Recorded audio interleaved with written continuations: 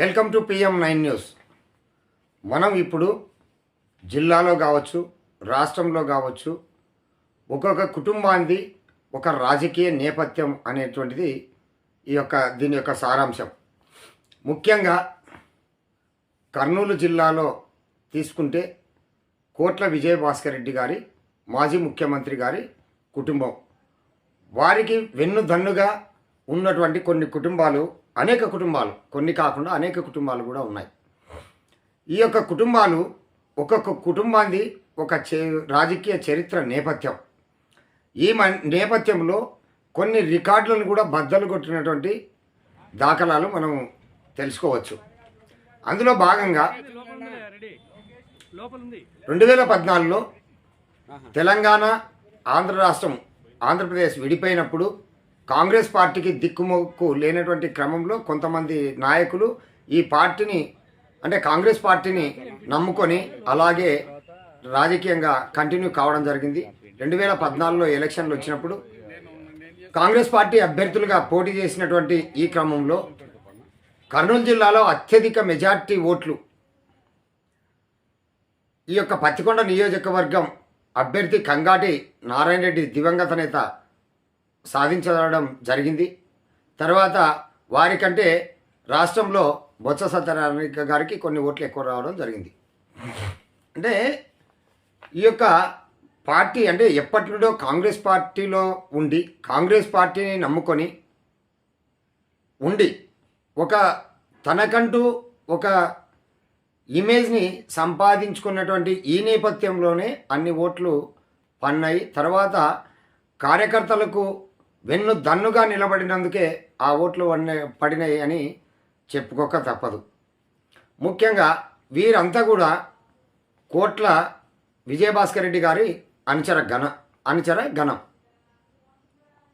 ఈ యొక్క కంగాటి నారాయణ రెడ్డి గారు దివంగత నేత ఎవరైతే ఉన్నారో వారి సతీమణి ఈ నారాయణ రెడ్డి చనిపోయిన తర్వాత 2019లో వైఎస్ఆర్సీపీ పార్టీ నుండి, అంటే కంగాటి నారాయణ రెడ్డి గారు ఉన్నప్పుడే వైఎస్ఆర్సీపీలోకి పోవడం, ఆ నేపథ్యంలో హత్యకు గురి కావడం మనకు తెలిసినటువంటి విషయంలే.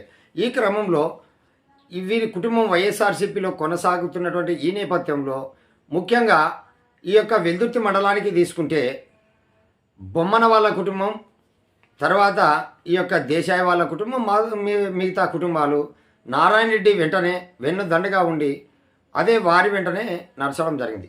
అయితే ఇక్కడ ఒకటి చెప్పుకోవాల్సినటువంటి అంశం, 2014లో కాంగ్రెస్ పార్టీకి దిక్కుమొక్కు లేనటువంటి ఈ క్రమంలో నారాయణ రెడ్డి గారికి ఆ మెజార్టీ వచ్చిందని మనం చెప్పుకున్నాం కదా. అదే క్రమంలో జెడ్పీటీసీ ఎలక్షన్లు వచ్చాయి. జెడ్పీటీసీ ఎలక్షన్లో దేశాయి సెమిరెడ్డి, ఎల్బండ గ్రామం, దేశాయి సెమిరెడ్డి గారు జెడ్పీటీసీగా, వెల్దుర్తి జెడ్పీటీసీగా నామినేషన్ వేయడం, తెలుగుదేశం పార్టీ అభ్యర్థి అయినటువంటి ఈ యొక్క బుక్కాపురం పాపిరెడ్డి తెలుగుదేశం పార్టీ నుండి అభ్యర్థిగా నామినేషన్ వేయడం, తర్వాత తెలుగుదేశం పార్టీలో అప్పుడు బలమైన నేత మాజీ డిప్యూటీ సీఎం కె కృష్ణమూర్తి గారు ప్రాతినిధ్యం వహిస్తున్నటువంటి నియోజకవర్గం కూడా. ఈ నియోజకవర్గంలో అంటే నారాయణ రెడ్డి అనుచరునిగా ఉంటూ వైఎస్ఆర్సీపీ పార్టీ నుండి కాకుండా కాంగ్రెస్ పార్టీలో పోటీ చేసి మంచి మెజార్టీతో జెడ్పీటీసీగా గెలుపొందడం జరిగింది. తర్వాత అంటే ఇద్దరు కూడా బుక్కాపురం పాపిరెడ్డి గారు, తర్వాత ఈ సెమిరెడ్డి గారు బలమైన నాయకులే. కానీ ఏంటంటే ఈ బలమైనటువంటి నాయకుల మధ్యన పోటీ జరిగినటువంటి ఈ క్రమంలో కాంగ్రెస్ పార్టీ ఊసేలేనటువంటి ఈ క్రమంలో సెమిరెడ్డి గారు గెలుపొందడం అనేది అంత ఆజమాయిషీ విషయం అయితే కాదు. గెలుపొందడం అదే కాకుండా వీరి యొక్క కుటుంబ నేపథ్యం, రాజకీయ నేపథ్యం చూస్తే 1995 సంవత్సరంలో వీరు తల్లి లక్ష్మీదేవమ్మ గారు పోటీ చేసి, దేశాయి లక్ష్మీదేవమ్మ గారు పోటీ చేసి గెలుపొందడం, తర్వాత 2005లో కూడా అదే కుటుంబం సర్పంచ్గా ఏకగ్రీవంగా ఇవ్వడం జరిగింది. అంటే సర్పంచుగా చేసినటువంటి కుటుంబ నేపథ్యం, తర్వాత జెడ్పీటీసీగా ఎప్పుడు కూడా ఏ పార్టీ ఏదైతే కాంగ్రెస్ పార్టీ ఉందో ఆ పార్టీకి దిక్కుముక్కు లేనప్పుడు గెలుపొందడం అనేటువంటిది ఆజామాషి విషయం కాదు. అదే క్రమంలో కంగాటి నారాయణ రెడ్డి గారు కూడా అన్ని ఓట్లు సాధించడం అనేటువంటిది ఆజామాషి విషయం కాదు. అందుకోసమే ఆ బలమైనటువంటి అనుచర గణం ఉన్నందుకే 2019లో ఎమ్మెల్యేగా గెలుపొందడం జరిగింది కంగాటి శ్రీదేవమ్మ గారు. ఆ అనుచర గణం అలాగే కొనసాగుకుంటూ ఈరోజు వరకు కూడా, అంటే ఇది ఎందుకు చెప్పవలసి వచ్చిందంటే, ప్రధానంగా నాయకత్వం పటిష్టంగా ఉన్నప్పుడు వారి కింది నాయకత్వం కూడా పటిష్టంగా ఉంటుంది. తర్వాత ఆ యొక్క కింది నాయకత్వం యొక్క అనుచర గణానికి కూడా నాయకులు అందుబాటులో ఉన్నప్పుడు ఇలాంటి గెలుపులు తథ్యం అనేటువంటిది దీని యొక్క సారాంశం. ఇదే క్రమంలో ఈ యొక్క వైఎస్ఆర్సీపీ గవర్నమెంట్ గతంలో ఉన్నప్పుడు ఎంపీటీసీగా చాలా సీట్లు రావడం జరిగింది, ఏది వెల్దుర్తి మండలంలో. ఆ క్రమంలో ఎంపీపీగా పోటీ, అంటే ఒకే పార్టీలో నాకు కావాలని చెప్పేసి అంటే ఈ యొక్క నాయకత్వ పోటీ అంటారు కదా. ఆ క్రమంలో బొమ్మర రవీంద్రనాథ్ రెడ్డి గారికి, ఎల్బండకి సంబంధించినటువంటి దేశాయి సమీర్ రెడ్డి గారికి మధ్యలో మాకు కావాలనేటువంటి ఆ నేపథ్యంలో వైఎస్ఆర్సీపీ అధిష్టాన వర్గం అంటే కంగాటి శ్రీదేవమ్మ గారు 2.5 సంవత్సరం ఒకరికి, 2.5 సంవత్సరం ఒకరికి అని ఈ రకంగా ఒక ఒప్పందం జరిగినటువంటి ఈ క్రమంలో 2.5 సంవత్సరం ఫస్ట్ బొమ్మర రవీంద్రనాథ్ రెడ్డి గారి భార్య ఎంపీపీగా చేయడం, తర్వాత ఈరోజు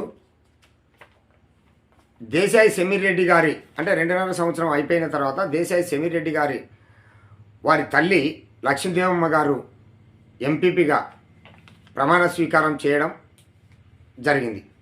అంటే ఇదంతా ఎందుకు చెప్పవలసి వచ్చిందంటే, నాయకత్వం పటిష్టంగా ఉన్నప్పుడు వారి కింది నాయకులు కూడా, వారి కింది కార్యకర్తలు కూడా పటిష్టంగా ఉంటారు. ఎప్పుడైతే పై నాయకత్వం పటిష్టంగా లేకుండా ఉందో, అరచేతిలో అద్దం చూపెడతారో కార్యకర్తలకి, అప్పుడు నాయకత్వం కూడా విచ్ఛిన్నమైపోతుంది. ఒకవేళ ఒకే పార్టీని వీరు నమ్ముకొని, ఒకే నాయకత్వాన్ని నమ్ముకొని ఉన్నారు కాబట్టి, అంటే కోట్ల విజయభాస్కర్ రెడ్డి గారి అక్కడి నుండి, తర్వాత నారాయణ రెడ్డి గారి నుండి, తర్వాత ఈరోజు బొమ్మర రవీంద్రనాథ్ రెడ్డి గారు అయితేనేమి, లేకుంటే సెమిరెడ్డి గారు అయితే, ఇట్లా ఒకరి మీద ఒకరికి ఒకరు అండదండలుగా ఉన్నందువలననే ఈ పదవులు దక్కినడానికి ఒక చరిత్ర దేశాయి కుటుంబం బద్దలు కొట్టింది అనడానికి ఇదొక నిదర్శనం. చూస్తూనే ఉండండి PM9 న్యూస్. మీ ఈశ్వరెడ్డి.